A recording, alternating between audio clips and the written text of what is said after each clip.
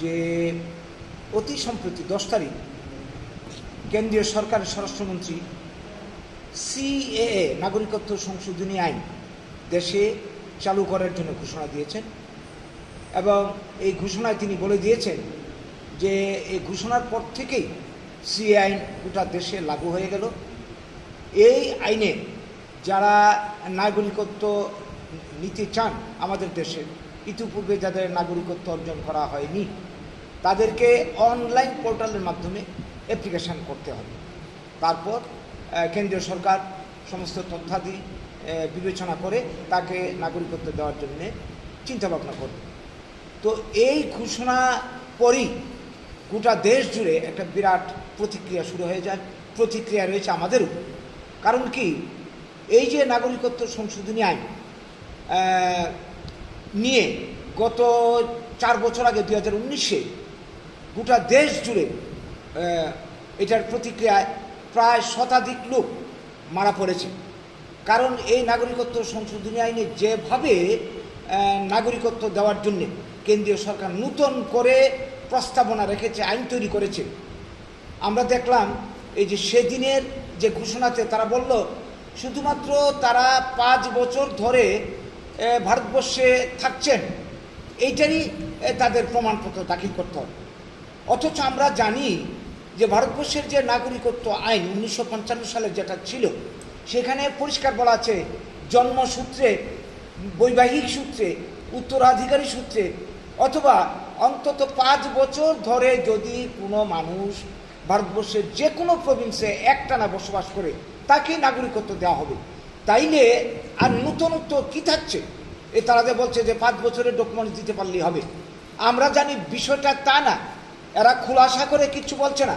প্রকৃতপক্ষে নাগরিকত্ব সংশোধনী আইনের মধ্যে যেটা আমরা এখন থেকে 4 বছর আগে দেখেছিলাম, সেখানে পরিষ্কার বলা আছে ধর্মীয় কারণে যাদেরকে বাংলাদেশ, পাকিস্তান, আফগানিস্তান ছাড়তে হয়েছিল, তারা কি পরিস্থিতির চাপে পড়ে এখানে এসেছে, যদিও ধর্মীয় কারণ বলা হয়েছিল, তাদেরকে প্রমাণ সহ দাখিল করতে হবে। এই প্রমাণে সন্তুষ্ট হলে কেন্দ্রীয় সরকার বিবেচনা করতে পারে নাগরিকত্ব দেওয়া হবে কিনা। এই কথাটাকে সম্পূর্ণ গোপন রেখে এখন এই ভোটের মুখে, মাত্র ভোট আর 2-1 দিন, হয়তো আগামীকালই ঘোষণা হয়ে যেতে পারে, এটাকে ভোটারদের দৃষ্টি আকর্ষণ করার জন্য, তাদেরকে প্রলুব্ধ করার জন্য, বিজেপির প্রতি আকৃষ্ট করার জন্য এই ঘোষণা দিয়েছে। আমাদের তো ধারণা তাই, দেশের মানুষও ধারণা করছে তাই। আর নইলে 4 বছর ঝুলিয়ে রেখে এখন নতুন করে এটা কেন ঘোষণা, এখন কেন এইভাবে এত সরল করে বলা হচ্ছে যে সবাই নাগরিকত্ব পাবে? এটা নাগরিকত্ব বাতিলের কোনো বিষয় না, নাগরিকত্ব দেওয়ার প্রয়াস। যদি তাই হয় তাহলে তো দেশের প্রচলিত আইন রয়েছে, নতুন করে নাগরিকত্ব সংশোধনী আইনের কি প্রয়োজন দেখা দিল? এর পেছনেই রয়েছে রহস্যটা। এই নিয়ে লক্ষ্য করে দেখুন, এই আইন ঘোষণার পরে আমরা দেখলাম অসম, ত্রিপুরা সহ সর্বত্র প্রতিক্রিয়া শুরু হয়ে গেছে। এবং যারা এই কে আইন চাইছে না, যেমন আমার ত্রিপুরাতে ত্রিপুরা মথা সহ সমস্ত ট্রাইবেল সংগঠন কে আইন প্রযোজ্য হোক চায় না। অসমের বুকে সমস্ত সংগঠন, উত্তর পূর্বাঞ্চলে কেউ চায় না নাগরিকত্ব সংশোধনী আইন, কেউ চায় না, তাদের প্রতিবাদ রয়েছে। এবং শুধু তাই না, এর বিরুদ্ধে সুপ্রিম কোর্টে মামলা ঝুলছে। এই নাগরিকত্ব সংশোধনী আইন যে সমস্ত প্রভিন্সে অন্তত এডিসি আইন, উপজাতি জেলা পরিষদ আইন রয়েছে, এটা কেন্দ্রীয় সরকারের ইচ্ছা, সেখানে এই নাগরিকত্ব সংশোধনী আইন চালু হবে না। এটা এখনো মামলা ঝুলে আছে। এই জায়গায় দাঁড়িয়ে এই ভোটের মুখে তাদের নির্বাচনে একটা প্রভাব ফেলার জন্যে এই ঘোষণা দিয়েছে বলে সবাই অভিমত, আমাদের অভিমত। কাজেই এই নিয়ে অনেক অশান্তি হবে। আমরা এটা চাই না, দেশের মানুষ চায় না। আমরা চাই ভারতবর্ষের যে প্রচলিত আইন, এই আইন মোতাবেক নাগরিকত্ব দেওয়া হোক। এবং ইতিমধ্যে যারা নাগরিকত্ব অর্জন করেছে তাদের নাগরিকত্ব বাতিল করা চলবে না। যেটা এনআরসি আইন চালু করতে গিয়ে অসমের বুকে প্রায় 19 লক্ষ উপরে বাঙালি নাম ভোটার লিস্টে কাটা গেছিল, তাদেরকে বিদেশি চিহ্নিত করা হয়েছে, যার মধ্যে 13 লক্ষ বাঙালি, হিন্দু বাঙালি ডিটেনশন ক্যাম্পে অনেকে পাঠানো হয়েছে।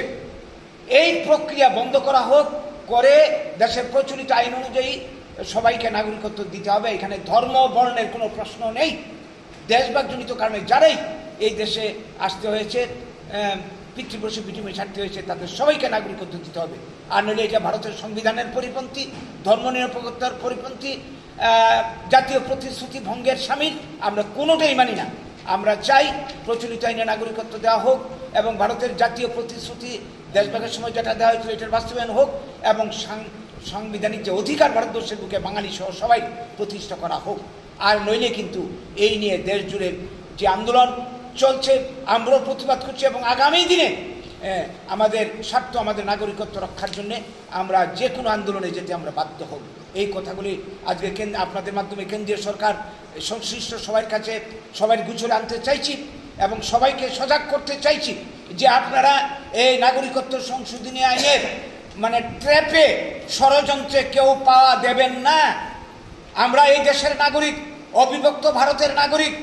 আমরা আমাদের জন্মসূত্রের আমরা ভারতীয় হিসাবে আমরা এই দেশের নাগরিক। কাজে নতুন করে আমাদের নাগরিকত্ব প্রমাণের কিছু নেই। আমরা দেশের সংবিধান মেনে নিয়েই আমরা এই দেশে থাকব, আমাদের সমস্ত অধিকার আমরা ভোগ করব। আমরা চাই এইটার প্রতিষ্ঠা। নমস্কার। আপনি কি ইলেকট্রিক অটো ক্রয় করার জন্য ভাবছেন? তাহলে যেতে হবে না আর আগরতলায়। এবার সোনামুড়ায় জমজম মোটরস নিয়ে এসেছে আপনাদের পছন্দের ইলেকট্রিক অটোর নতুন শোরুম, সর্বসুবিধাযুক্ত জমজম মোটরস। আমাদের ঠিকানা সোনামুড়া সংহতি ব্রিজের দক্ষিণ পারে, সোনামুড়া, সিপাহীজলা, ত্রিপুরা। যোগাযোগ 7641803346 অথবা 9862905175। তবে বিশেষ অফার, 26শে জানুয়ারির প্রজাতন্ত্র দিবস উপলক্ষে আমাদের এখানে গাড়ি ক্রয় করলে পেয়ে যাবেন 5000 টাকা ছাড়।